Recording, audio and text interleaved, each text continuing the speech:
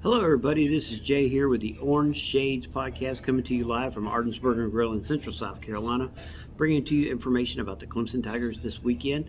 Of course, last weekend Clemson opened with a 17-point victory over the Syracuse Orangemen, and this week we have Wake Forest. Wake Forest with 3 wins, coming in 3-1, just coming off a loss against Georgia Tech, 30-16. And Wake Forest, always a tough out, as Dabo has made very clear, and they are going to be wanting to get that victory against Clemson. It's always been a great rivalry, even though Clemson dominated a lot during the 80s and the 90s. Wake Forest has gotten a lot better over the years with Dave Clawson there. And let's go into a lot of the defense. Of course, the quarterback, Mitch Griffiths, he's a redshirt sophomore. So far this year, he's had 50 attempts for 166 yards. He's 76 of 127, 999, 9 touchdowns, 6 interceptions, and a 59.8 passing record. Running backs, Desmond Claiborne, he's a sophomore, 2 catches for 13 yards, and he's had 63 attempts for 326 yards, 2 touchdowns. And also Justin Ellison, he's a junior, 44 attempts for 262 yards, 5 catches for 18. Their wide receivers, they have not been as explosive this year as they normally are. Jamal Banks or Wesley Grimes have 24 catches for 276 yards and 10 catches for 199 yards. So their offense is not what it used to be, of course, but right now they're in a transition phase, and their offensive line has looked pretty decent, but of course last week was picked apart by Georgia Tech. So Clemson has a good edge there. The defensive coordinator, Brad Lambert, is in his second year. His previous stops was Purdue and Marshall, and he was also the head coach at Charlotte. He's gone back to his 4-2-5 base defense for the Deacons. Right now they're ranked 45th in the nation in total defense, so this is a very stymied defense. They're not giving up a whole lot. Georgia Tech was able to get a lot of their points off of misdirection and issues with the opponent giving away the ball. So right now the defense is playing pretty well for Wake Forest. Of course, Clemson will have to get in there and fight for this. Their special teams has always been good at Wake Forest. So our summary of this so far is that Wake, they come into with a long-time starter at quarterback for the first time in a while, having moved on to Notre Dame with Sam Hartman. They use this new offensive scheme that a lot of people don't like. Clemson should be able to handle it based on talent alone. However, it's not easy in 23 so far. So we need to take the Demon Deacons very, very serious, even though they've had a tough outing.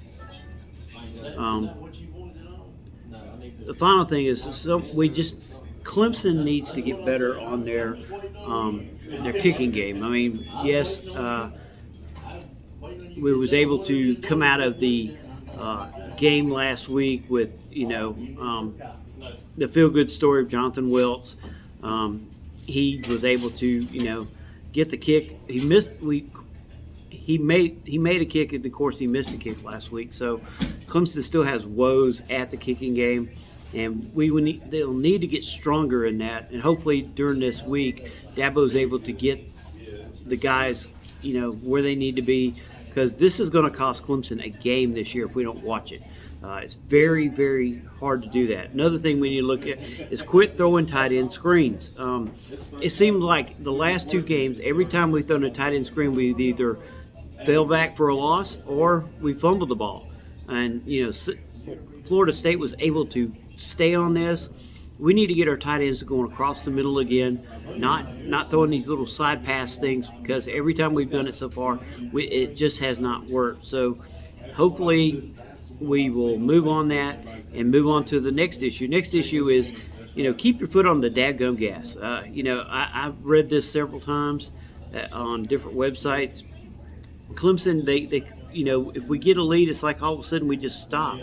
It's like we don't keep the momentum going, and we need to make it a presence to keep the gas going, keep running that score up if we have to, because we're not looking for style points right now. At this point, we just want people to realize that Clemson has not fallen off. And, we've got 2 losses already. We need to keep it going. Keep running Maffa, keep running Shipley. Do whatever we need to do to stay on top. And that's some of the things that we've run to, our running game woes. Against Duke, we saw that Shipley was, about the only person on the team that was really willing to stick his head in there and hit somebody. And Maffa was just not going. But of course, the last couple games here, Maffa has really started getting onto his own. So we just need to make sure that we're blocking for them, getting them where they need to be, getting the openings for them. Because these backs that Clemson have, they are so talented. But even talent cannot win when you got 4 guys surrounding you and there's no place to go. So we just need to keep the offensive line doing their assignments, making sure we got clutch runs, long runs, and if you get Shipley and Maffa in the opening, there is no telling what we could have. It's very hard for us to sit there and watch these 2 very talented running backs get caught in the backfield time after time, and we just need to have that opening for them to keep going. So one thing we definitely got to work on is the run game rows. The offensive line, it's weird. We were told in the offseason that this offensive line was the strongest point, which is something that it's never been. But it seems like there is not, how should we say this? The energy on the offensive line doesn't seem to be there.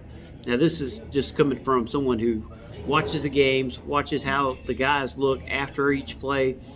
It's like the intensity is gone. They need to have this in order to keep Cade, first of all, not being killed back there in the pocket, and also they need to do this to get the openings that we need for Maffa and for Shipley and for any other running back that's back there. If we're going to keep Cade standing up, being able to have time to hit these receivers, which we have talented receivers. If you noticed last week, Tyler Brown, a freshman, has really come on big for Clemson. Bo Collins has had his days. And then, of course, Troy Stiletto, who we hadn't seen in 3 years, is finally starting to show out and have big days. This is something that we need to keep going. We need to get these wide receivers involved because too many times there's 9 guys in the box, and it's just or 8 to 9 guys in the box, and they're daring us to run because they know that right now our receivers are not getting respected. So we as Clemson fans also need to be understanding that it takes a whole team in order to get to that point. So just what I would say is we need to keep letting Garrett Riley get his offense set up and get it going. This is the first year. We shouldn't expect to be unbeaten in every single year. There's too many talented teams now, too many teams that are out there that are dabbing and getting players that normally Clemson would get. So I just want everybody to understand that Tyler Brown was won ACC honors this past weekend. TJ Parker won ACC honors, which our defense is doing pretty well. We are getting healthy and looking forward to a great game versus Wake Forest this week.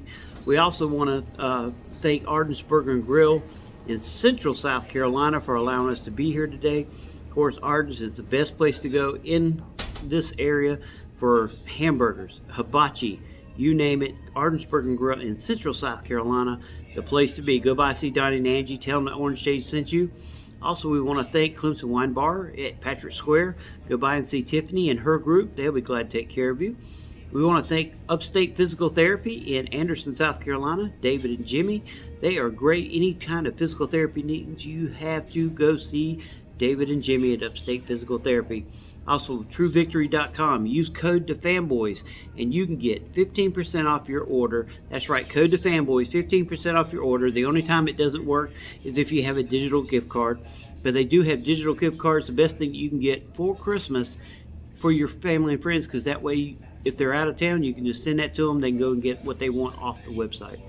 Also, we want to thank Amazon. If you go to FurmanJoust.com, go to GreenvilleSportsMedia.com, or to Fanboys.com, you can save 10% off each order. Just go to our Amazon links and save money. Don't forget, October 10th and 11th is Prime Days. You can save all kinds of money. Just go to the links. They'll take it from there. Well, this has been Jay from Orange Shades here at Ardensburg in Central South Carolina. Thank you for joining us, and we'll talk to you next week.